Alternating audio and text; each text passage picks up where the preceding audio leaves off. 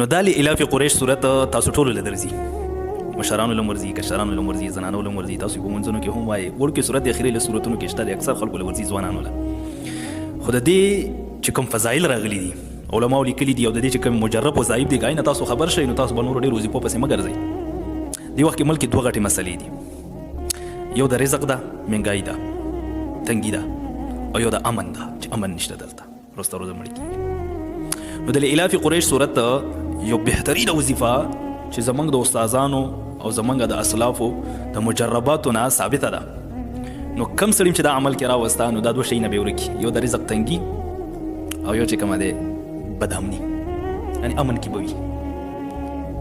کور به په امن کې وي، اهل و عیال به په امن کې وي، خپل جان به په امن کې وي، د دشمن نه هر قسمه دشمن نه به د حفاظت کی، د سحر، د جادو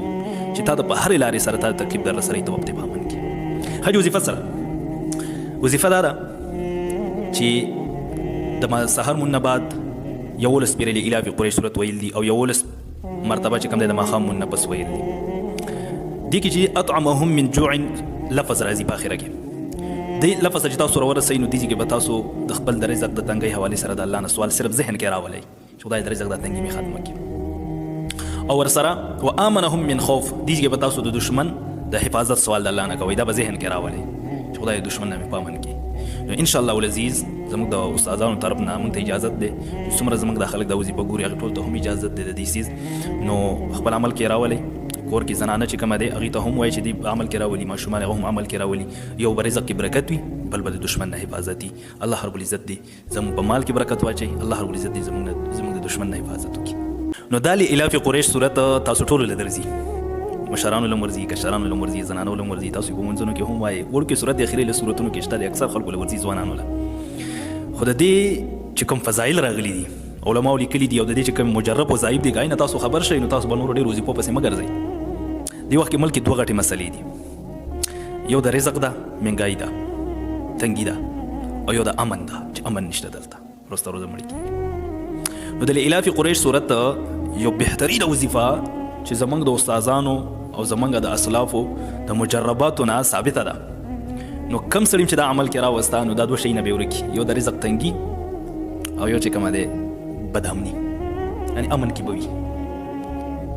کور به په امن کې وي، اهل و عیال به په امن کې وي، خپل جان به په امن کې وي، د دشمن نه هر قسمه دشمن نه به د حفاظت کی، د سحر، د جادو چې تا د په هرې لارې سره تا تکلیف در رسوي ته به په امن کې. حج وظیفه سره وظیفه دا ده چې د سحر مون نه بعد 11 پیرې لإلاف قریش صورت ویل دي او 11 مرتبه چې کوم دی د ماښام مون نه پس ویل دي. دې کې چې اطعمهم من جوع لفظ راځي په اخره کې، دې لفظ چې تاسو راورسئ نو دې کې به تاسو د خپل د رزق د تنګۍ حوالې سره د الله نه سوال صرف ذهن کې راولئ چې خدای د رزق د تنګۍ مې ختمه کړي، او ورسره وآمنهم من خوف دې کې به تاسو د دشمن د حفاظت سوال د الله نه کوئ، دا به ذهن کې راولئ چې خدای د دشمن نه مې په امن کړي. نو ان شاء الله العزیز زموږ د استادانو طرف نه موږ ته اجازه ده څومره زموږ د خلک د وظیفه ګوري هغه ټول ته هم اجازه ده د دې سیز نو خپل عمل کې راولئ. کور کې زنانه چې کومه ده هغې ته هم وایي چې دې عمل کې راولي، ماشومان هغه هم عمل کې راولي، یو به رزق کې برکت وي، بل به د دشمن نه حفاظت وي. الله رب العزت دې زموږ په مال کې برکت واچوي، الله رب العزت دې زموږ د دشمن نه حفاظت